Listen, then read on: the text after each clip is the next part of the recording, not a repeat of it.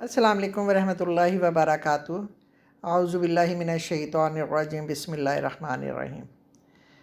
कानून वरासत में अब बाकी के हिस्से मुकर्रर किए जाते हैं कि अगर तुम्हारी बीवियों ने जो कुछ छोड़ा है और अगर वो बे औलाद हों तो इसके तरके में से इसका आधा हिस्सा तुम्हें मिलेगा, और अगर औलाद हो तो इस सूरत में तरके का 1/4 हिस्सा तुम्हारा है, और ये हिस्से इसकी वसीयत पूरी करने और कर्ज़ अदा करने के बाद तुमको मिलेंगे।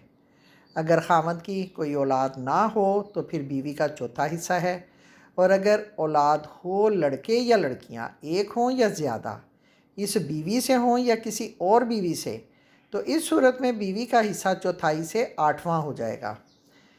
इसमें भी पहले वसीयत पूरी की जाएगी और कर्ज़ अदा किया जाएगा, फिर ये तकसीम होगी। 2 बीवियाँ हों, 3 हों या 4, ये एक ही बीवी शुमार होगी। वो सब की सब चौथाई या 8वें हिस्से में शरीक होंगी। और अब वरासत के बारे में आखिरी हुक्म है जो मसला कलाला के नाम से मशहूर है।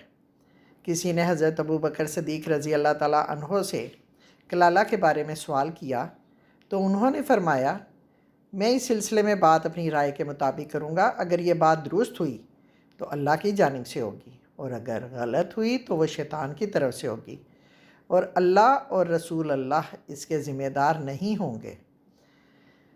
कलाला वो है जिसकी कोई औलाद ना हो और ना वालदैन हो। हज़रत अबू बकर के बाद हज़रत उमर रज़ी अल्लाह ताला अन्हो खलीफा हुए तो उन्होंने फरमाया कि मुझे शर्म आती है कि मैं अबू बकर की राय की मुखालफत करूँ। हसन, कतादा, जाबर रज़ी अल्लाह ताला अन्हो, अहले मदीना, अहले कूफ़ा, अहले बसरा, उन सब की भी यही राय है। इस पर इजमा भी मुनक़िद हो गया है। यानी अगर कोई मर्द या औरत जो फोत हो जाए और वो बे औलाद भी हो और इसके वालिदैन भी ज़िंदा ना हो, तो इसका एक भाई या एक बहन हो तो भाई और बहन को हर एक को छठा हिस्सा मिलेगा, और अगर बहन भाई एक से ज़्यादा हों तो कुल तरके के 1/3 में वो सब शरीक होंगे। यहाँ इस सिलसिले में भी यही हुक्म है कि मैयत की वसीयत पूरी की जाए और इसका कर्ज़ अदा कर दिया जाए, फिर ये तकसीम होगी। इस आयत में मुतनब्बे किया गया है कि वसीयत इंसाफ और मसलियत के मुताबिक होनी चाहिए। वसीयत ऐसी ना हो कि वर्सा को नुकसान पहुँचे। यहाँ ज़रर रसानी का लफ्ज़ आया है। वसीयत में ज़रर रसानी ये है कि महज हक़दारों को महरूम करने के लिए आदमी खामखा अपने ऊपर ऐसे कर्ज़ का इकरार कर ले जो इसने हकीकत में लिया ही नहीं है, या कोई और ऐसी चाल चले जिससे इसका मकसद सिर्फ़ ये हो कि हक़दार को विरासत ना मिले। इसको गुनाह कबीरा करार दिया गया है।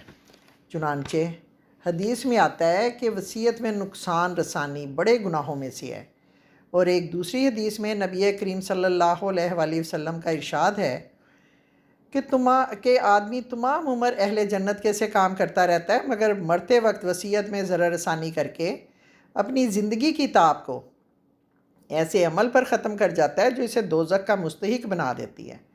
ये हक़ तलफ़ी अगरचे हर हाल में गुनाह है, मगर ख़ास तौर पे कलाला के मामले में अल्लाह ताला ने इसका ज़िक्र इसलिए फ़रमाया है कि जिस शख्स के ना औलाद हो ना माँ बाप हों तो वो अमूमन अपनी जायदाद को किसी न किसी तरह ख़त्म करना चाहता है ताकि ज़रा दूर के रिश्तेदारों को हिस्सा ना मिले। अब फिर कहा जा रहा है कि ये हुक्म अल्लाह ताला की तरफ से है कि अल्लाह बंदों से बेहतर जानता है कि मसलियत और बेहतरी किस चीज़ में है, और ये अल्लाह ताला की मुकर्रर की हुई हदें हैं, और अल्लाह ताला ने जो हिस्से मुकर्रर किए हैं वो बिल्कुल ठीक है। और अल्लाह ने यह विरासत का कानून मुकर्रर करने में कोई सख्ती नहीं की, बल्कि ऐसे कायदे मुकर्रर किए हैं जिनमें बंदों के लिए ज़्यादा से ज़्यादा सहूलत है ताकि वो मुशक्क़त और तंगी में मुब्तला ना हो। इसलिए जो लोग इस मामले में अल्लाह की अताअत करेंगे वो हमेशा जन्नत में रहेंगे, और ये इनकी अजीम कामयाबी है, क्योंकि अल्लाह इन्हें ऐसे बागों में दाखिल करेगा जिसके नीचे नहरें बहती होंगी, और सुकून और इत्मीनान से वो वहाँ रहेंगे। और फिर इन लोगों को हमेशा के अज़ाब की धमकी दी गई है, जो अल्लाह की हदों को तोड़ेंगे या अल्लाह के मुकर्रर किए हुए विरासत के कानून को तब्दील करेंगे, इस मामले में अल्लाह और रसूल की नाफरमानी करेंगे, इन्हें जहन्नम की आग में डाला जाएगा जहाँ वो हमेशा रहेंगे, और ये इनके लिए दर्दनाक और तौहीन आमेज़ अज़ाब होगा। लेकिन सख्त अफसोस है कि इस कदर वईद के होते हुए भी मुसलमानों ने कानून वरासत के मामले में जो नाफरमानियाँ की हैं वो खुदा के ख़िलाफ़ खुली बगावत की हद तक पहुँचती हैं।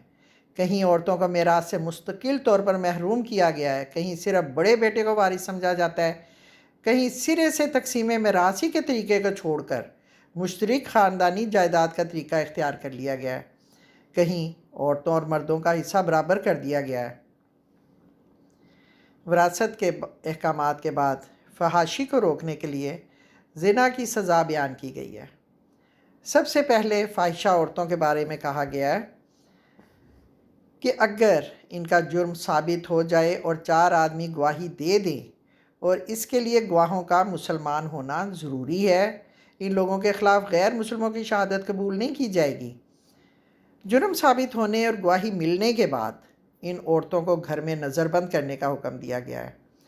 कहा गया है कि इन्हें माशरे से दूर रखा जाए ताकि वो इसे और गंदा ना कर सकें, यहाँ तक कि इसी हालत में यानी कैद की हालत में इन्हें मौत आ जाए या फिर अल्लाह ताला इनके लिए कोई और रास्ता ना निकाल दे, यानी इनकी हालत में तब्दीली कर दे या सज़ा में तब्दीली कर दे या इनके मामलात में कोई और तब्दीली ले आए। अब इस आयत से अच्छी तरह वाज़ेह हो जाता है कि ये हुक्म आखिरी नहीं था, चुनांचा ऐसा ही हुआ। बाद में सूरह नूर की वो आयत नाजिल हुई जिसमें मर्द और औरत दोनों के लिए एक ही हुक्म था कि इन्हें 100 कोड़े लगाए जाएं, यानी ये हुक्म सूरह नूर में 100 कोड़ों की शक्ल में बदल गया और अहादीस के ज़रिए रजम में बदल गया। मुस्लिम में इमाम अहमद रज़ी अल्लाह ताला अन्हो ने हज़रत अबादा इब्न सामत रज़ी अल्लाह ताला अन्हो की ये रवायत नकल की है। वो फरमाते हैं कि हुज़ूर सल्लल्लाहु अलैहि वसल्लम पर जब वही नाजिल होती थी तो इनका आप पर असर होता था, आप परेशान हो जाते थे, चेहरे का रंग उड़ जाता था। एक दिन आप पर वही आ रही थी तो वही नाजिल होने के बाद आपने फरमाया, लो मुझसे अल्लाह ताला ने इन औरतों के लिए रास्ता निकाल दिया, शादीशुदा के साथ और कंवारा कंवारी के साथ। शादीशुदा को 100 कोड़े और फिर पत्थरों के साथ रजम, और गैर शादीशुदा को 100 कोड़े और 1 साल की जलावतनी। सही मुस्लिम में ऐसे वाक़यात नकल हुए हैं कि हुज़ूर सल्लल्लाहु अलैहि वसल्लम ने इन्हें रजम की सज़ा दी लेकिन कोड़े नहीं मारे। इसी तरह यहूदी और यहूदिया के वाक़यात, आप सल्लल्लाहु अलैहि वसल्लम ने इनको रजम करने का फ़ैसला फरमाया और इन्हें कोड़े नहीं मारे। मुस्लिम में बशीर बिन महाजर ने अब्दुल्ला बिन बरैदा से हदीस नकल की है कि माज बिन मालिक रज़ी अल्लाह तआला अन्हु रसूलुल्लाह के पास आए और कहा, ए अल्लाह के रसूल, मैंने अपनी जान पर जुल्म किया है, मैंने ज़िना का इर्तिकाब किया है और मैं चाहता हूँ कि आप मुझे गुनाह की आलूदगी से पाक कर दें। आप सल्लल्लाहु अलैहि वसल्लम ने इन्हें वापस भेज दिया। जब अगला दिन हुआ वो आपके पास आए और कहा, ए अल्लाह के रसूल, मैंने ज़िना किया है। तो आपने दूसरी बार इन्हें वापस भेज दिया। आपने इनकी कौम की तरफ पैगाम भेजा और पूछा, क्या तुम जानते हो कि इनकी अक्ल में कोई ख़राबी है, इनके अमल में कोई चीज़ तुम्हें गलत लगती है? तो उन्होंने जवाब दिया कि हमारे इल्म में तो ये पूरी अक्ल वाले हैं, जहाँ तक हमारा ख्याल है ये हमारे साले अफराद में से हैं। वो आपके पास तीसरी बार आए तो आपने इनकी तरफ इसी तरह पैगाम भेजा और इनके बारे में पूछा तो उन्होंने बताया कि इनमें और इनकी अक्ल में कोई ख़राबी नहीं है। जब चौथी बार ऐसा हुआ तो आपने इनके लिए गड्ढा खुदवाया, फिर इनको रजम करने का हुक्म दिया गया तो इन्हें रजम कर दिया गया। इसी तरह इसके बाद नमाद कबीले की औरत आप सल्लल्लाहु अलैहि वसल्लम के पास आई और कहने लगी, या रसूल अल्लाह, मैंने ज़िना किया है, मुझे पाक कीजिए। आपने इसे वापस भेज दिया। जब अगला दिन हुआ इसने कहा, अल्लाह के रसूल, आप मुझे वापस क्यों भेज दिया, क्यों वापस भेजते हैं? शायद आप भी मुझे इसी तरह वापस भेजना चाहते हैं जिस तरह माज को भेजा था। अल्लाह की कसम, मैं हमल से हूँ। आपने फरमाया, तो जाओ हत्ता कि तुम बच्चे को जन्म दे दो। जब इसने बच्चे को जन्म दिया तो बच्चे को लेकर आपकी खिदमत में हाजिर हुई और कहा, ये है, मैंने इसको जन्म दे दिया है। आपने फरमाया, जाओ इसे दूध पिलाओ हत्ता कि तुम इसका दूध छुड़ा दो। जब इसने इसका दूध छुड़ा दिया तो बच्चे को लेकर आपके पास हाजिर हुई। इसके हाथ में रोटी का टुकड़ा था। इसने कहा, ए अल्लाह के नबी, मैंने इसका दूध छुड़ा दिया है और इसने खाना भी खा लिया है, अभी इसकी मुद्दत रज़ात बाकी थी। एक अंसारी ने इसकी ज़िम्मेदारी उठा ली। تو آپ نے بچہ اسے نصاری کے حوالے کیا، پھر اس کے لیے گڑھا کھودنے کا حکم دیا۔ سینے تک اس کے لیے گڑھا کھودا گیا اور آپ نے لوگوں کو حکم دیا تو انہوں نے اسے رجم کر دیا۔ حضرت خالد بن ولید ایک پتھر لے کر آگے بڑھے اور اس کے سر پر مارا۔ خون کا فوارہ پھوٹ کر حضرت خالد کے چہرے پر پڑا تو انہوں نے اسے برا بھلا کہا۔